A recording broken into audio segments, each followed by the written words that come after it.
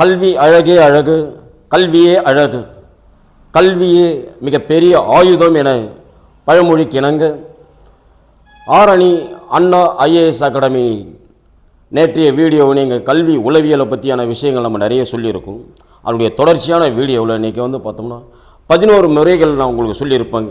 அந்த 11 முறைகளில் 1 by 1 பார்த்தோம்னா அகநோக்கு முறை என்பது என்ன, உற்றுநோக்கல் முறைனா என்ன அப்படின்றத உங்களுக்கு சென்ற வீடியோவில் பார்த்துருப்போம். ஸோ அதனுடைய தொடர்ச்சியை நீங்கள் கண்டினியூ பண்ணலாம். ஆசிரியர் பெருமக்கள் ஆகிய நீங்கள் அனைவரும் இந்த வீடியோவில் இருக்கக்கூடிய விஷயத்தில் உங்களுக்கு ஏதாவது தகவல் அல்லது ஏதாவது உங்களுக்கு சந்தேகங்கள் இருந்தால் இந்த இடத்துல இருக்கக்கூடிய நம்பருக்கு நீங்கள் கால் பண்ணி பேசுங்க. அதில் உங்களுக்கு தெளிவாக உங்களோட டீட்டெயிலாக உங்களுக்கு நாங்கள் சொல்லுவோம். Very good. சப்ஜெக்டுக்குள்ளே போகும். இதில் அகநோக்கு முறை அப்படின்னா இன்ட்ரோஸ்பெக்ஷன் அப்படின்ற வார்த்தை வரும்போது பார்த்தோம்னா இன்ட்ரோஸ்பெக்ஷன் என்பது அகநோக்கு முறையோடு தொடர்புடையது. இந்த இன்ட்ரோஸ்பெக்ஷன் இன்ட்ரோ ப்ளஸ் பயர் லத்தீன் சொல்லினுடைய பொருள் உள்ளே ஆராயுதல், நமக்கு நாமளே ஆராயக்கூடிய ஒரு விஷயம் என்பதனால் அது இன்ட்ரோஸ்பெயர் என்று அழைக்கப்பட்டது. இதுக்கு வேறு பெயர் தற்சோதனை முறை அல்லது சுய உற்றுநோக்கல் சோதனை முறை. இது ஆசிரியராகிய நாம் நிறைய தெரிந்து கொள்ள வேண்டும். மாணவருடைய சூழ்நிலையை எப்படி புரிந்து கொண்டு நம்ம வகுப்பு நடத்த வேண்டும் என்பதற்கு இது மிக முக்கியமான முறை. ஆனால் இப்போ யாரும் இதை பயன்பாட்டு கொண்டு வருவதில்லை. ஏன் சார்னா இது மிகவும் பண்டைய கால முறை என அழைக்கப்பட்டது. இந்த இடத்துல மனமே ஆயுக்களமாக செயல்படுகிறது. மனம் என்பது உள்ளம் சொல்லக்கூடிய இட்டு ஈகோ சூப்பர் ஈகோ அப்படின்னு சொல்லிட்டு நம்ம பின்னாடி படிக்க போகிறோம். அதில் மனமே ஆயுக்களமாக செயல்படுகிறது. இந்த முறையை பிரபலப்படுத்தியவர் இபி டிச்னர். அகநோக்கு முறையை பிரபலப்படுத்தியவர் யாருன்னு கேட்டால் இபி டிச்னர். இந்த மனம் அறிவுசார் இயக்கம் உடையது என கூறியவரும் இபி டிச்னர். ஸோ மனம் என்பது அறிவுசார் இயக்கம் என கூறியவர் இபி டிச்னர். ஒருவர் தனது அனுபவங்களை தானே உள்நோக்கி விவரித்தலும் பகுத்தாய்வு செய்தலுமே அகநோக்கு முறையாகும். நாம் யாரும் நம்ம தெரிந்துக்கணும், அவ்வளோதான் விஷயம். அடுத்தவங்க மீது குறை சொல்வது, அடுத்தவங்க மீது காரணத்தை கற்பித்தல், அடுத்தவங்களுடைய குறையை நம்ம நியாயப்படுத்துதல் கிடையாது. நாம் யாரும் தெரிந்து கொள்ள வேண்டும். இதேபோல் மாணவர்கள் யார் என்பதை நம்ம தெரியப்படுத்த வேண்டும் என்பதுக்காக தான் ஒருவருடைய அனுபவம், இந்த அனுபவமே சிறந்த ஆசான் என அழைக்கப்படுவதை நம்ம பார்ப்போம். இந்த முறை பார்த்தோம்னா குழந்தைகள், மனநலம் குன்றியோர், விலங்குகள், குழந்தைகள், மனநலம் குன்றியோர், விலங்குகள் மீது இம்முறை பயன்படுத்த முடியாது. இது எதிர்பார்க்குற கொஷின். ஏன் சார் அப்படின்னு பார்த்தீங்கன்னா 4 கொடுத்துட்டு குழந்தைகள், மனநலம் குன்றியோர், விலங்குகள், மாணவர்கள்னு கொடுத்து எது தவறானதுன்னு கேட்பாங்க. இது டெட் 1க்கான கொஷின்ஸாக இருக்கல வாய்ப்பு இருக்கு. அகநோக்கு முறை பயன்படுத்த பெற இயலாது அப்படின்னு சொல்லக்கூடிய இந்த இடத்துல மன செயல்பாடுகள் பற்றி அறியவும் அதனுடைய விதிகளை உருவாக்கவும் சிறந்த முறை எதுனா அகநோக்கு முறை என அழைக்கப்படுகிறது. ஒன்றுதான் சார், பேசிக்காக தெரிஞ்சுக்கணும். உன்னையே நீ அறிவாய். சாக்ரட்டிஸ் பழைய தமிழ் புக்கில் தெளிவாக குத்துருப்பாங்க. அதுக்கு சிறந்த எடுத்துக்காட்டு உன்னையே நீ அறிவாய். யார் சொன்னதுன்னு கேட்டால் சாக்ரட்டிஸ் என்பதனுடைய வார்த்தை. அதனால அகநோக்கு முறை பண்டைய கால முறை ஞாபகம் வச்சு. இதை பிரபலப்படுத்தியவர் இபி டிச்னர். இதை எதிர்பார்க்குற 2 கொஸ்டினாக இருக்கும். அடுத்து உற்றுநோக்கல் முறை சொல்லுவாங்க. உற்றுநோக்கல்னா என்ன சார்னா அப்சர்வேஷன். நம்ம வகுப்பறையில் அமைதியாக இருந்தோம்னா மாணவர்கள் அமைதியாக இருப்பாங்க. நம்ம பாட்டு ஏதாவது எழுதிட்டு இருந்தோம்னா அவன் மாணவர்கள் சத்தம் போட்டு இருப்பான். ஆசிரியருடைய குரல் ஏற்றத்தாழ்வு, அந்த ஏற்றத்தாழ்வில் குரலுடைய மாடுலேஷன்ஸ் கரெக்டாக இருந்ததுன்னா மாணவர் நம்மளை கெஸ் பண்ணுவாங்க. அப்போது ஒவ்வொரு மாணவரையும் நம்ம உற்று நோக்கும் பொழுது அவங்களுடைய நிலையை தெரிந்து கொள்வதற்கான வாய்ப்பு இங்கே உருவாகும். அதனால் இந்த இடத்துல என்ன சொன்னோம், எந்தவித கருவியும் இன்றி பிறர் நடத்தையை உற்று நோக்குதல். எந்தவித கருவியும் தேவையில்லை. ஒருத்தரை பற்றி நம்ம அப்சர்வேஷன் இன்டர்வியூ மெத்தடில் இதை ரொம்ப பயன்படுத்துவாங்க. ஸோ அதனால் கருவியும் இன்றி நடத்தையை உற்று நோக்குதலே உற்றுநோக்கல் முறைன்னு சொல்லுவாங்க. இந்த உற்றுநோக்கல் முறை பார்த்தோம்னா பொருத்தமான சூழ்நிலையில் வெரி வெரி இம்பார்ட்டன்ட். இந்த கொஷின்ஸ் எதிர்பார்க்கக்கூடியது. பொருத்தமான சூழ்நிலையில் மனிதர்களின் நடத்தையை கவனித்தலே உற்றுநோக்கல் என கூறியவர் குட் என்பவர். இவர் ஒரு உளவியல் அறிஞரான குட் என்பவரால் இதை அறிமுகப்படுத்துகிறாங்க. ஸோ இதில் 4ஆக பிரிக்கிறாங்க இந்த உற்றுநோக்கல். என்ன சார் அப்படின்னு பார்த்தீங்கன்னா 1 நடத்தையை கவனித்தல், 2 நடத்தையை பதிவு செய்தல், 3 பகுப்பாய்வு செய்தல், நடத்தையை பகுப்பாய்வு செய்தல், 4 பொதுமைப்படுத்துதல். இது பேப்பர் 1 அல்லது பேப்பர் 2ல் இந்த 4ம் கொடுத்து ஏதாவது ஒன்று வேறுபடுத்தி தவறானது எதுன்னு கேட்பாங்க உற்றுநோக்கல் முறையில். சரிங்களா? ஸோ அதில் 1 நடத்தையை கவனித்தல், பதிவு செய்தல், அடுத்து பகுப்பாய்வு செய்தல், பொதுமைப்படுத்துதல் என்பதை இங்கே தெளிவுபடுத்திக்கலாம். அடுத்த முறை பார்த்தோம்னா வாழ்க்கை சம்பவ துணுக்கு முறை. இந்த முறை உற்று நோக்கலோட தொடர்புடைய ஒரு முறையாகும். இந்த முறை பார்த்தோம்னா வாழ்க்கை நிகழ்ச்சிகளை தொகுத்து கூறுவதாக தான் அமையுமே கண்டி ஒருவருடைய வாழ்க்கையை பற்றியான குடும்ப வரலாறு இதில் வராது. For best example Abraham Lincoln கேள்விப்பட்டிருப்பீங்க. அவங்களுடைய குடும்ப வரலாறு என்னன்னு எல்லாருக்கும் தெரியும். பட் இருந்தாலும் அவரது ஜனாதிபதியாக வருவதற்கான வாய்ப்பை உருவாக்கியது அவருடைய வாழ்க்கையுடைய நிகழ்ச்சிகளின் தொகுத்து தான் என்பதை நம்ம தெளிவுபடுத்தி கொள்ள வேண்டும். அவர் மட்டும் கிடையாது, ஒவ்வொருடைய அறிஞர் பெருமக்களும் ஒவ்வொருடைய மேதைகளையும் நம்ம இந்த இடத்துல மாணவருக்கு கதையாக சொல்லுவோம். பெஸ்ட்டு யாரை சார் சொல்லணும்? ஏபிஜே அப்துல் கலாம் நம்ம சொல்லலாம். முன்னாள் குடியரசுத் தலைவர் அவருடைய வாழ்க்கை வரலாற்றில் பார்த்தோம்னா குடும்ப வரலாறு இல்லாமல் அவருடைய முயற்சி, அவருடைய பயிற்சி, அவருடைய உழைப்பின் சார்பாக அட் ப்ரெசன்ட் பார்த்தோம்னா குடியரசுத் தலைவர் லெவலுக்கு வந்தாருன்னா அப்போ அதை மாணவருக்கு சொல்லும் பொழுது அவருடைய நிகழ்வுகளை இங்கே நம்ம தொகுத்து வழங்குவதனால வாழ்க்கை சம்பவ துணுக்கு முறை என அழைக்கப்படும் சொல்லுவாங்க. அடுத்து கள ஆய்வு முறை. கள ஆய்வு முறை என்பது ஒரு நிகழ்ச்சியை அது நிகழும் இயற்கையான சூழ்நிலையில் உற்று நோக்கி ஆராய்தல். இயற்கையாக போயிட்டு அந்த இடத்துல பார்க்குறோம். ஒரு விலங்குகள் இருக்கக்கூடிய ஒரு சேச்சுரேஷன் ஜுவாலஜிக்கல் பகுதி இருக்கக்கூடிய வண்டலூர் ஃபார் பெஸ்ட் எக்ஸாம்பிள். வண்டலூரில் போயிட்டு ஒவ்வொரு குழந்தையும் போயிட்டு அங்கே இருக்கக்கூடிய உயிரினங்கள்லாம் எப்படி இருக்குது அப்படின்னு பார்த்தா அதுக்கு தேவையான உணவு, கிளைமேட், அது எந்த நிலையில் வாழ்கிறது அப்படின்றத மாணவருக்கு நேரடியாக பார்க்கும்போது இயற்கையான என்ற வார்த்தையின் அடிப்படையில் சூழ்நிலையை உற்று நோக்கி ஆராய்தல் கள ஆய்வு முறை என அழைக்கப்படும். இந்த கள ஆய்வு முறையில் எது சார் வரும் அப்படின்னா சமூக உளவியல், சோசியல் சைக்காலஜி, சரிங்களா, கல்வி உளவியலும் ப்ளஸ் வினாவரிசை முறையை இதில் கொண்டு வராங்க. அது மட்டும் இல்லாமல் தர அளவுகோல் நம்ம டேட்டாபேஸ் பேஸ் பண்ணி கொடுப்பதும் இந்த இடத்துல கொண்டு வரும். குறியீட்டு முறையும் அறிவணும். இந்த 5ம் கள ஆய்வுக்கு மிக முக்கியமானது. ஏதாவது ஒரு இடத்துல ஒரு மாணவர் பார்த்தோன்னா அதை ஞாபகம் வச்சிருங்க, டக்குன்னு அதை கொண்டு வரதுக்கான வாய்ப்பை உருவாக்குவாங்க. சரிங்களா. அடுத்து பரிசோதனை முறை, very very important sir. Experimental method முத எங்க கொண்டு வந்தாங்க ஆய்வுக்களம் அப்படின்னா 1879 லீப்சிக் பல்கலைக்கழகத்தில் வில்கம் ஹுண்ட் என்பவர் தான் முதல்ல பரிசோதனை முறைக்கான ஆய்வுக்கூடத்தை நிறுவுறாரு. அந்த ஆய்வுக்கூடத்தை பரிசோதனை முறை அறிமுகம் செய்தவர் E.H. வெஃபர். பரிசோதனை முறையை பிரபலப்படுத்தியவர் அல்லது செம்மைப்படுத்தியவர் யாருன்னு கேட்டால் G.T. பெச்னர். இது 2 எதிர்பார்க்கிற கொஸ்டின். ஸோ அறிமுகம் செய்தவர்னா E.H. வெஃபர், பிரபலப்படுத்தியவர் அல்லது செம்மைப்படுத்தியவர்னா G.T. பெச்னர். அதுக்கு அடுத்து பார்த்தோம்னா எக்ஸ்பிரிமெண்ட் என்ற வார்த்தையினுடைய பொருள் என்ன அப்படின்னா முயற்சி அல்லது சோதனை. ஸோ இது முயற்சி அல்லது சோதனை என்பது இந்த இடத்துல எப்படி கொண்டு வரணுன்றதை நம்ம தெளிவுபடுத்திக்கலாம். அடுத்து பார்த்தோம்னா இது உயிரினங்கள் மீது பரிசோதனை முறையில் நடத்தப்படுகிறது. உயிரினங்கள் மீது பரிசோதனை முறையில் நடத்தக்கூடிய ஒரே விஷயம் எதுனா பரிசோதனை முறை என்பது சொல்லுவோம். ஃபார் எக்ஸாம்பிள் நம்ம சைக்காலஜியில் உளவியலில் நிறைய படிச்சிருப்போம். மணி அடித்தா குரங்கு இது எடுக்கும். அடுத்து கெஸ்லாட் முறை, பொதுமைப்படுத்துதல் முறை, நிறைய உயிரினங்கள்லாம் எப்படி கொண்டு வந்திருக்காங்க. அந்த உயிரினங்களுடைய சோதனை முறையை இந்த இடத்துல அதிகப்படுத்துவதாக இருக்கக்கூடிய முறைகள். அடுத்து நம்ம பார்த்தோம்னா அந்த பரிசோதனை முறையுடைய கண்டினியூட்டியில் என்ன சார் அப்படின்னு பார்த்தோம்னா பரிசோதனை முறை 3 வகையாக பிரிக்கிறாங்க. எப்படி சார் அப்படின்னு பார்த்தீங்கன்னா 3ல் தனித்து இயங்கும் மாறிகள், இண்டிவிஜுவலாக செயல்படக்கூடிய மாறிகள் அப்படின்னு பார்த்தோம்னா இதில் தனித்து இயங்குவதற்கு யார் சார் எடுத்துக்காட்டு கொண்டு வராங்கன்னா ஆராய்ச்சியாளர்கள் செய்யக்கூடிய ஆய்வு, இது தனித்து செய்யக்கூடிய ஒரு விஷயம்.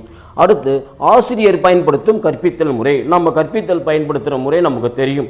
ஒவ்வொரு ஆசிரியரும் அவங்களுடைய மெத்தேடை எப்படி பயன்படுத்துவாங்க அப்படின்னு. ஆனால் எதுவாக இருந்தாலும் நம்ம முதல்ல மாணவருக்கு என்ன பாடம் நடத்த போகிறோமோ அதுக்கான ஜென்ரலான பொதுவான விஷயத்தை சொல்லி தான் நம்ம கிளாஸ் நடைமுறைப்படுத்தும். அதனால் இங்கே ஆசிரியர் பயன்படுத்தும் கற்பித்தல் முறையை தனித்து இயங்கும் மாறிலிக்கு ஒரு சிறந்த எடுத்துக்காட்டு அப்படின்னு சொல்றதுக்கு கொண்டு வருவாங்க. 2வது சார்ந்து இயங்கும் மாறிலி, இண்டிவிஜுவல் முறை. சரிங்களா. சார்ந்து இயங்குவதல் அப்படின்னா டிபெண்டிங் மெத்தேடு சொல்லுவாங்க. இந்த டிபெண்டிங் மெத்தேடில் என்ன சார் அப்படின்னு பார்த்தீங்கன்னா ஆராய்ச்சியாளர்கள் அறியும் முறை, அளந்தறிவது. ஏதாவது ஒரு ஆராய்ச்சி பண்ணுறாங்கன்னா அதுக்கான வாய்ப்பை பார்த்தோம்னா ஒரு குறிப்பிட்ட லெவலுக்கு தான் இருக்கும். அதை சார்ந்து தான் இயங்குவாங்க, அதை தாண்டி போக மாட்டாங்க. ஸோ அதை பார்த்தோம்னா ஆராய்ச்சியாளர்கள் அளந்தறியும் முறையும் மாணவர்களுடைய மதிப்பெண்ணை இங்கே கொடுக்குறாங்க. கான்செப்டை புரிஞ்சுக்குங்க. பரிசோதனை முறையில் ஆசிரியர் பயன்படுத்தும் கற்பித்தல் முறையும் மாணவர்கள் மதிப்பெண்கள் முறையும் எந்த முறையோடு தொடர்புடையதுன்னு கேட்கறதுக்கான வாய்ப்பை இங்கே கொண்டு வரலாம். சரிங்களா. ஸோ அடுத்து குறுக்கீட்டு முறை அப்படின்னு சொல்லக்கூடியது. இதில் ஆராய்ச்சியாளர்கள் கட்டுப்படுத்த முடியாத ஆனால் அதனை சார்ந்து இயங்கும் முறை. ஆராய்ச்சியாளர்கள் கட்டுப்படுத்த முடியாது. ஆனால் அதனை சார்ந்து இயங்கும் முறை. பெஸ்ட் எக்ஸாம்பிள் கொரோனா வைரஸ் பற்றி நம்ம கேள்விப்பட்டிருப்போம். எந்த அளவுக்கு பாதிப்பு ஏற்பட்டது உலக அளவில், இந்தியாவில், தமிழ்நாட்டில்ன்றது நம்ம தெரிஞ்சு வச்சுருக்கோம். ஆராய்ச்சியாளர்கள் ஒவ்வொரு முறையிலும் நிறைய வைரஸுடைய வகைகள் கண்டினியூ பண்ணி அதுக்கு பயிரிட்டுலாம் இருக்காங்கிறது நம்ம தெரிந்து கொள்ள வேண்டும். நாம் இந்தியாவில் வந்து பார்த்தோம்னா எந்தெந்த வைரஸ்லாம் வந்திருக்குன்றது நம்ம தெரியும். ஒமிக்ரான் வைரஸ் கேள்விப்பட்டிருப்பீங்க, Delta virus, Gamma virus, Beta virus, அதோட ஒமிக்ரான் கொள்ளக்கூடிய வைரஸ்லாம் நம்ம இங்கே அதிகமாக பார்ப்போம். ஸோ அதனால் அது சார்ந்து இயங்கும் முறைகளை இங்கே பார்ப்போம். அடுத்து மாணவருடைய மதிப்பெண்ணுக்கு முக்கிய காரணங்கள் என்ன சார் அப்படின்னா, பாலினம், குடும்ப பொருளாதாரம், பெற்றோர் கல்வி, இது தொடர்புடைய விஷயங்கள் அனைத்தும் பரிசோதனை முறையோடு தொடர்புடையதுன்னு சொல்லுவாங்க. பரிசோதனை முறையை வித்திட்டவர் செம்மைப்படுத்தியவர் கான்செப்டுக்கு புரிஞ்சுக்குங்க. அதிலிருந்து தான் கொஸ்டின்ஸ் எதிர்பார்க்கிறோம்.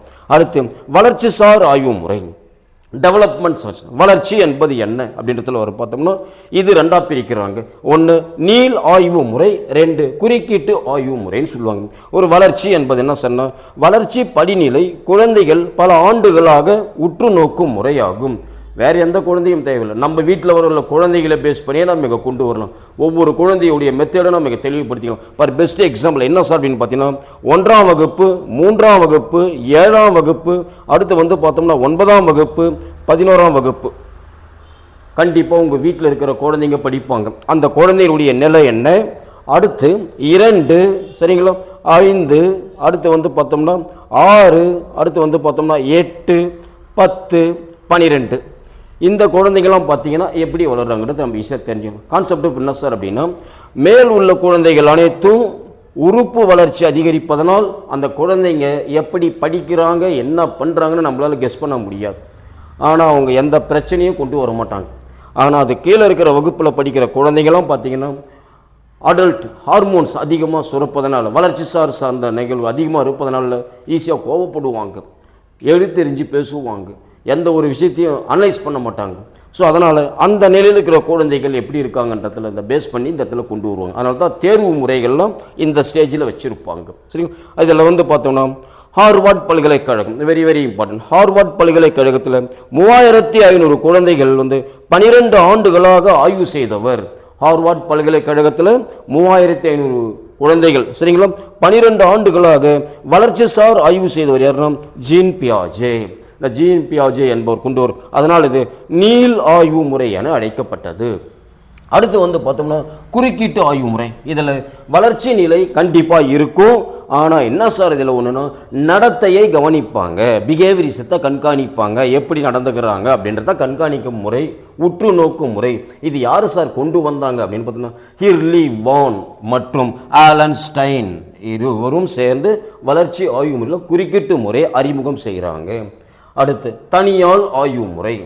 ஸோ தனியால் ஆய்வு முறை இண்டிவிஜுவல் டிஃபரன்ஸ் மெத்தடில் பேஸ் பண்ணி வரதுனால இந்த கேஸ் ஸ்டடியோட தொடர்புடைய விஷயம் என்பதனால ஒரு குழந்தையோ அல்லது ஒரு சமுதாயத்தையோ அல்லது ஒரு இனத்தையோ அல்லது வாலிப பருவம், நம்ம புக்கில் படிப்போம், நம்ம குமரப்பருவம்னு சொல்லுவோம் இல்லையா, அந்த குமரப்பருவத்தை பேஸ் பண்ணி வரதுனால ஒரு வாலிப பருவத்தை ஆய்வு செய்தல் தனியால் ஆய்வு முறை என அழைக்கப்படும். இந்த தனியால் ஆய்வு முறையில் ரெண்டும் கேட்ட கொஸ்டின் சார். எதுன்னு பார்த்தோம்னா மனநோயாளிகளின் ஆளுமை பிரச்சனைகளை தனியால் ஆய்வு மூலம் தீர்த்தவர் சிக்மண்ட் ஃப்ராய்ட். அப்படியே வந்து சிறு குழந்தைகள் அறிவு புல ஆளுமை வெரி வெரி இம்பார்ட்டன்ட், அறிவு புல ஆளுமை சரிங்களா பிரச்சனைகளை தனியால் ஆய்வு மூலம் தீர்த்தவர் ஜீன் பியாஜே. அதனால சிக்மண்ட் ஃப்ராய்டும் ஜீன் பியாஜேவும் தனியால் ஆய்வுல ஆளுமையின் பிரச்சனை சரிங்களா அது யாருன்னு பாருங்க, அல்லது சிறு குழந்தைகள் வந்தால் யார், இது ரெண்டு எதிர்பார்க்குற கொஷின் தெளிவுபடுத்திக்கணும் சரிங்களா. அடுத்து பேட்டி முறை. பேட்டி முறை வெரி வெரி இம்பார்ட்டன்ட். நம்ம பள்ளிக்கூடத்துக்கு போகிறோம், பள்ளிக்கூடத்தில் வந்து பார்த்தோம்னா பெரும்பாலும் வந்து ஆசிரியர் பெருமக்களை இன்டர்வியூ எடுப்பாங்க. பெரும்பாலும் நம்ம என்ன பண்ணோம்னா வகுப்பில் போய் கிளாஸ் நடத்துவோம். நல்லா கிளாஸ் பண்ணோம்னா நல்ல டீச்சர்னு சொல்லுவாங்க. அந்த டீச்சிங் மெத்தேடு வந்து பார்த்தோம்னா எடுத்தல் முடித்தல் தொடுத்தல்ன்ற பேஸ் பண்ணி கொண்டு வருவாங்க. அதெல்லாம் நம்ம சரிவாக பண்ணுவோம். ஆனால் சில இடங்களில் திட்டமிடப்படாத பேட்டி கொடுப்பாங்க. அது பெரும்பாலும் எப்படி கேட்பாங்க அப்படின்னா பேரில் ஆரம்பிப்பாங்க, நம்முடைய கேரக்டர் என்னன்னு பார்ப்பாங்க, நம்முடைய மாவட்டத்தை பற்றி கேட்பாங்க. இது மாதிரியான விஷயங்கள்லாம் ஏதாவது ஒன்று தொகுத்து கேட்டால் அது ரெண்டாக பிரிக்கலாம். அதனால் பிவி யங் என்பவர் கொண்டு வந்தது. இதில் நேர்காணல் என்பது எளிய வழி அல்ல அப்படின்னு சொன்னவர் பிவி யங். ஒன்று திட்டமிட்ட பேட்டி முறை. ஃபார் எக்ஸாம்பிள் உங்களுக்கு பிடித்த புத்தகம் அல்லது உங்களுக்கு பிடித்த பாடம் எதுன்னு கேட்டால் 2 சொல்லலாம், ஏதாவது ஒன்று சொல்லலாம். அது திட்டமிட்டப்படுது. திட்டமிடப்படாதுன்னு கேட்டால் உங்களுக்கு பிடித்த மாவட்டம் எது, மாநிலம் எது, எப்படி இருக்குங்க அப்படின்ற மாதிரி பேஸ் பண்ணி கொண்டு வருவாங்க. அதனால் இங்கே திட்டமிடப்பட்ட பேட்டி முறை, திட்டமிடப்படாத பேட்டி முறை இரண்டும் மாணவர்களிடத்தில் நம்ம எப்படி கொண்டு வரோன்றதுல தெளிவுபடுத்தி இதுக்கான எடுத்துக்காட்டுகள் நம்ம நிறைய பார்ப்போம். சரி, அடுத்த முறையை நம்ம எதை சார் இங்கே பார்க்க போகிறோம் அப்படின்னு பார்த்தோம்னா வினா வரிசை முறை, கொஸ்டினரி மெத்தட் அப்படின்னு சொல்லக்கூடிய வினா வரிசை முறை எடுத்துக்கிட்டிங்கன்னா பிரான்சிஸ் கால்டன் என்பவரால் உருவாக்கப்பட்டது. இந்த வினா வரிசை முறையை புள்ளியியல் அடிப்படையில் தனிநபர் வேறுபாடுகளை ஆய்வு செய்தவரும் பிரான்சிஸ் கால்டன் தான். இதுக்கு வெரி வெரி இம்பார்ட்டன்ட் எடுத்துக்காட்டு என்ன சார் அப்படின்னு பார்த்தீங்கன்னா வாக்கெடுப்பு என்பது வினா வரிசை முறையினுடைய பின்பற்றக்கூடிய ஒரு அமைப்புன்னு சொல்லக்கூடிய. அடுத்து திரள் பதிவேடு முறை. திரள் பதிவேடு முறையில் மாணவர்களின் கல்வி வரலாற்றை பற்றி குறிப்பிடுவது திரள் பதிவேடு முறை என அழைப்பாங்க. இந்த திரள் பதிவேடில் மிக முக்கியமாக ALM ஆக்டிவ் லேர்னிங் மெத்தட், அதாவது விரைவாக கற்றல் முறையும், MLM மினிமம் லேர்னிங் கற்றல் குறைந்தபட்ச கற்றல் முறையும் மாணவர்கிட்ட நம்ம யார் யார் எப்படி இருக்காங்கன்றதை இங்கே தெளிவுபடுத்திக்கலாம். இது இல்லாமல் அடையாள அட்டையும் சிறு புத்தகமாகவும் இதை தொகுத்து வழங்குவது திரள் பதிவேடு முறை என அழைக்கப்படும். இதுதான் இப்போ அட் பிரசன்ட் பள்ளிக்கூடங்களில் நடைமுறைப்படுத்துகிறாங்க. 1 முதல் 5ஆம் வகுப்பு வரை இருக்கக்கூடிய குழந்தைகளுக்கெல்லாம் பார்த்தீங்கன்னா அந்தந்த வகுப்பறையில் நீட்டாக அட்டையெல்லாம் தொங்க விட்டு இருப்பாங்க. ஸோ அதனால் அது பார்த்தோம்னா திரள் பதிவேடு முறை அப்படி என்று அழைப்பார்கள். இதற்கு அடுத்து வந்தீங்கன்னா வேற்றுமை முறை.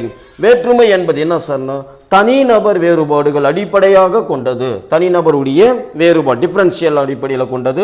இது ஒழுங்குமுறை என்றும் கள ஆய்வு முறை என்றும் அழைக்கப்படுகிறது. ஸோ அந்த ஒழுங்குமுறையோ பேஸ் பண்ணி இருக்கும். அடுத்து உள இயற்பியல் முறை. உள இயற்பியல் என்பது இயற்பியல் மற்றும் உளவியல் தொடர்பான ஆய்வு. இயற்பியலும் உளவியலும் தொடர்பான ஆய்வு முறையை அறிமுகம் செய்தவர் GT பெச்னர். இந்த GT பெச்னருடைய பேஸ் பண்ணி வரதுனால சைக்கோபிசிக்ஸ் என்பதை இங்கே தொடர்புபடுத்திக்கலாம். உளவியல் தொடர்பாக 11 முறைகள் காணப்படும் சொல்லணும். அந்த 11 முறைகளில் ஏதாவது ஒன்று கொடுத்து அல்லது தவறானது அல்லது எடுத்துக்காட்டு இது மாதிரியான விஷயங்கள் கண்டிப்பாக நமக்கு எதிர்பார்க்குற கொஷின்ஸாக இருக்கும். ஸோ அது மட்டும் இல்லை, பெரும்பாலும் மாணவர்கள்கிட்ட நம்ம எப்படி நடந்து கொள்ள வேண்டும் என்பது இங்கே கல்வியை பற்றி இங்கே இருக்கும். கல்வியில் நிறைய மாணவர்கள் நிறைய சொல்லுவாங்க. ஃபார் எக்ஸாம்பிள் அட் ப்ரெசென்ட் நீங்கள் எடுத்துக்கிட்டிங்கன்னா 82 மார்க் எடுத்தால் போதும் அப்படின்னு. நிச்சயமாக 82 மார்க் எடுப்பதற்கான முயற்சியும் பயிற்சியும் இருக்கணும். நிறைய ஆசிரியர் பெருமக்கள் மார்க் எடுப்பது கொஞ்சம் குறைவான, நம்மளால் முடியுமா முடியாதா அப்படின்ற ஒரு கான்செப்டில் இருப்பாங்க.